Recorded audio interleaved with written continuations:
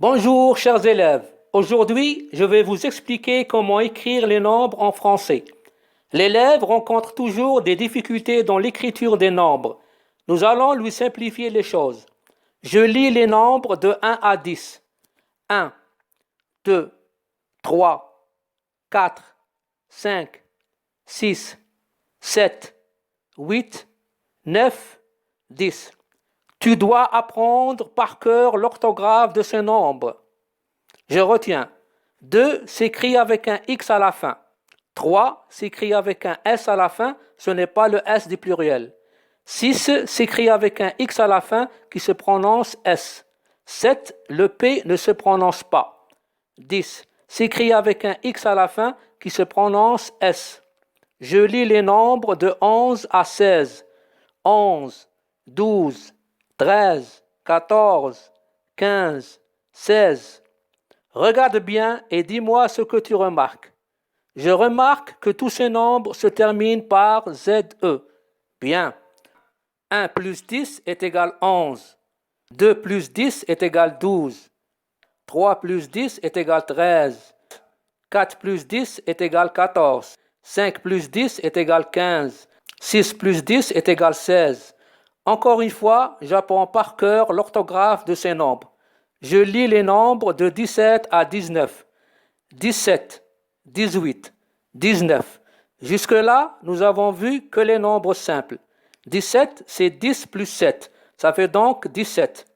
18, c'est 10 plus 8. Ça fait donc 18.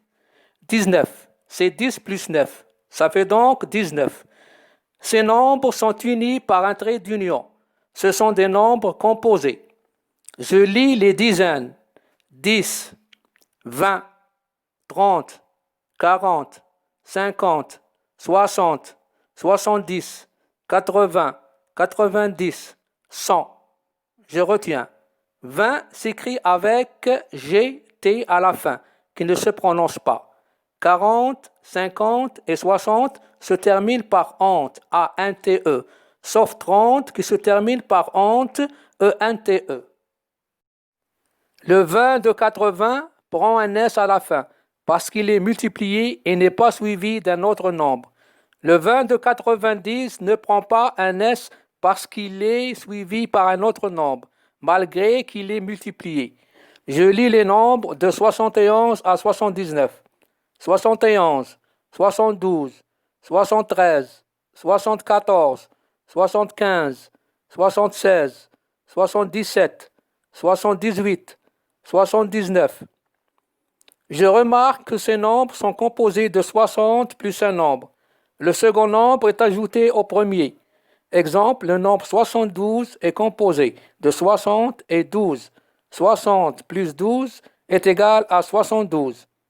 Je lis les nombres de 81 à 89.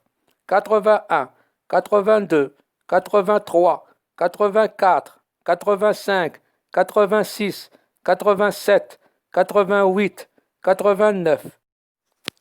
Je remarque que ces nombres sont composés de 80, qui est 4 fois 20 et un nombre. Le second nombre est ajouté au premier. Exemple, le nombre 83 est composé de 80, qui est 4 fois 20 et 3. 80 plus 3 est égal à 83. Je lis les nombres de 91 à 99. 91, 92, 93, 94, 95, 96, 97, 98, 99. Je constate que ces nombres sont composés de 80 qui est 4 fois 20 et un nombre. Le second nombre est ajouté au premier. Exemple, 99 est composé de 80 qui est 4 fois 20 et 19. 80 plus 19 est égal à 99.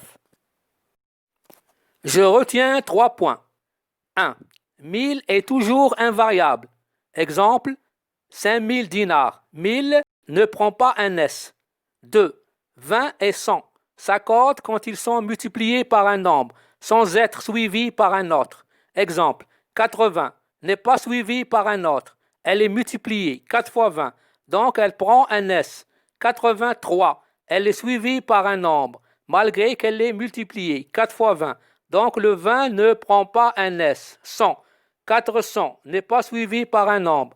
Elle est multipliée 4 fois 100. Donc elle prend un S. 402. Elle est suivie par un nombre. Ici 2. Malgré qu'elle est multipliée 4 fois 100. Elle ne prend pas de S. 3. Trait d'union. Comment savoir si le nombre composé est relié par un trait d'union? C'est très facile. On met le trait d'union quand le nombre est inférieur à 100 et qu'il n'y a pas le mot « et ». On ne met pas le trait d'union quand le nombre est supérieur à 100. Exemple 18. 18 est inférieur à 100, donc on met un trait d'union. 200. 200 est supérieur à 100, donc on ne met pas de trait d'union. 318. 300 ne prend pas de trait d'union, elle est supérieure à 100. Par contre, 18 prend un trait d'union parce qu'elle est inférieure à 100. 31. Il y a le mot 30, il y a le mot 1. Il est inférieur à 100, mais on ne met pas de trait d'union parce qu'il y a le mot « et ». Une information suite aux rectifications orthographiques du français en 1990, les numéros composés sont toujours reliés par des traits d'union. Les deux règles sont applicables.